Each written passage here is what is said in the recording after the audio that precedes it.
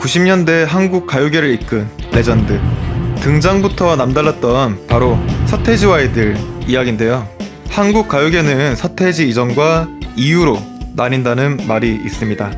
그만큼 한국 가요계의 지각변동이라 불릴만한 많은 영향을 주었고, 문화 대통령, 10대들의 대통령이라 불리며 단순한 가수가 아닌 대중문화 전체와 사회적 영향력을 과시한 어마무시한 시대의 아이콘 서태지와 아이들에 대한 이야기, 어찌됐든 김상렬과 함께 해보겠습니다. 중학교 시절 기타를 접하게 된 서태지는 이후 학교에서 밴드 활동을 하게 됩니다. 고등학교를 재학하던 중 도저히 학업과 음악을 병행할 수 없다 생각한 서태지는 음악 활동에 집중하고 싶다라는 생각에 2개월간 부모님을 끈질기게 설득, 고등학교를 자퇴하게 됩니다. 이후 클럽 등에서 연주 활동을 한 서태지는 신중현의 아들이자 신하이의 리더였던 신대철의 눈에 띄어 신하이 4집의 베이시스트로 활동하게 됩니다. 하지만 서태지가 베이시스트로 활동하던 한국의 전설적인 록그룹 신하이가 4집을 끝으로 잠정적으로 해체를 하게 되는데요. 이 시기 컴퓨터로 작곡을 하는 미디 음악에 관심을 가지게 된 서태지는 마포에 있던 자신의 작업실에서 홈 스튜디오를 구축하고 당시 미국에서 유행했던 랩뮤직과 힙합 음악을 연구하기 시작합니다. 이후 댄스 가수 박남정의 댄서로 활동하고 있던 양현석을 클럽 연주 활동을 하면서 알게 되었고, 양현석과 함께 랩 장르를 기반으로 한 댄스 그룹을 기획하고 서태지와 아이들을 결성합니다. 당시에는 바비 브라운의 영향을 받아 한 명의 가수가 두 명의 댄서와 함께 춤을 추며 노래하는 형태가 유행이었던 시기였고, 이후 인순이와 리듬터치, 박남정과 친구들 등 1980년대부터 댄서로 활동하던 이준호를 영입하여 삼각편대를 구축, 본격적인 활동을 준비합니다. 하지만 이렇게 발매된 서태지와 아이들 1집은 이준호가 늦게 팀에 합류하게 되어 앨범 버전에서는 이준호의 목소리를 들을 수 없게 되지만 1992년 4월 11일 MBC의 특종 TV연예에서 데뷔한 서태지와 아이들. 그러나 당시 방송에서는 가수 등 전문가들이 무대에 대한 평점을 줬는데 7.8점, 역대 최악의 평가를 받게 됩니다. 하지만 이런 전문가들의 평가에도 기존의 발라드와 트로트 등 전통적으로 한국 음악계에서 강세였던 음악과 전혀 다른 음악의 신선함을 느낀 10대들은 서태지와 아이들의 음악에 심취했고, 1집 요 태지는 나나라요, 환상 속의 그대를 연속으로 히트시키며 대한민국을 해오리 춤의 열기로 가득 채웁니다. 서태지와 아이들은 X세대의 상징이 되었고, 방송 3사 가요순위 프로그램 석권했고요. 음악적으로도 힙합 음악의 국악을 접목시키는 등의 시도를 통해서 단순한 댄스 가수가 아닌 아티스트로서의 인정을 받게 됩니다.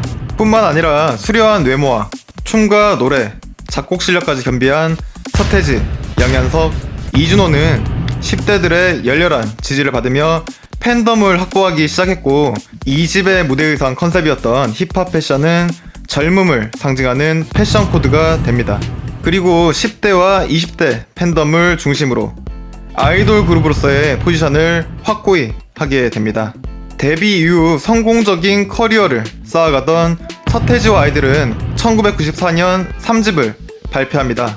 등장과 동시에 치마 패션 등으로 충격을 주었고, 특히 3집에서 록뮤직으로 회귀를 선언하고, 교실이 대하에서 이전 앨범에서 볼 수 없었던 공교육에 대한 비판과 사회 전반의 비판적 가사를 담기 시작합니다.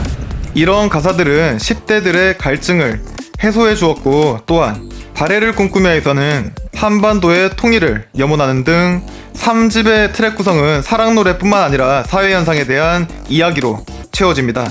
10대들을 대변하는 대중문화의 아이콘이 된 서태지와 아이들에게 이때부터 10대들의 대통령, 문화 대통령 등의 수식어가 붙기 시작했고, 서태지의 사탄설, 피가 모자라로 유명했던 백마스킹 사건과 교실이대하의 가사에서 비롯된 학생들의 집단 가출 사건이 매스컴에 보도되며 한국 사회에 충격을 주었습니다.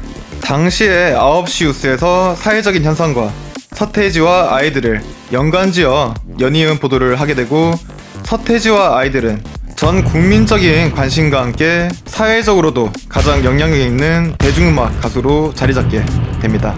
1995년 드디어 서태지와 아이들의 마지막 앨범 서태지와 아이들 4집이 발표되었습니다.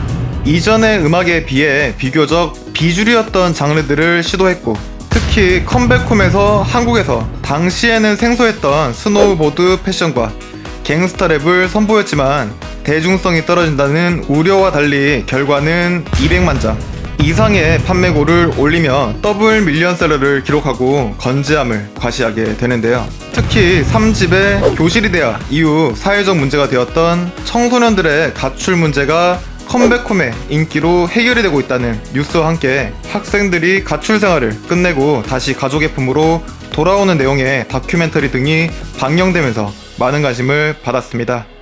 하지만 최고의 인기를 누리던 서태지와 아이들은 은퇴 기자회견을 가지고 공식적인 은퇴를 선언합니다. 새로운 음반을 만들어내는 창작의 작업은 제게 살이 내리고 뼈를 깎는 듯한 고통의 연습이었음을 고백합니다. 서태지와 아이들의 은퇴는 가요계뿐만 아니라 사회 전반에 큰 충격을 주었고 3대 방송사의 9시 뉴스에서 메인으로 소개됩니다. 이렇게 우리 곁을 떠난 서태지와 아이들. 이후 가요계는 노이즈, 듀스, DJ DOC, 룰라와 같은 댄스 음악 위주로 재편되었고 댄스 가수들이 가요계 중심에 우뚝 섭니다. 서태지와 멤버들은 각자의 위치에서 다양한 활동을 이어가게 되는데요. 이준호는 1996년 영턱스 클럽을 기획하고 성공시킵니다. 양현석은 킵식스의 실패를 발판 삼아 이유, 진우션, 원타임, 빅뱅 등을 성공시키며 YG 엔터테인먼트를 한국을 대표하는 엔터테인먼트 회사로 성장시킵니다. 그리고 팀을 대표하던 서태지는 1998년 5집 앨범 발표로 서태지와 아이들의 명맥을 이어나갔고 2000년 울트라매니아의 140만 장 밀리언셀러 기록을 세우면서 활동을 이어갑니다. 음악뿐만 아니라 사회 문화에서도 신드롬을 몰고 다녔던, 특히 한국 대중음악계에 혁명적인 역할을 한 서태지와 아이들의 이야기, 오늘 어찌됐든 김상열에서 해봤는데요. 궁금하신 주제는 댓글로 남겨주시면 영상으로 만들어 보겠습니다. 감사합니다.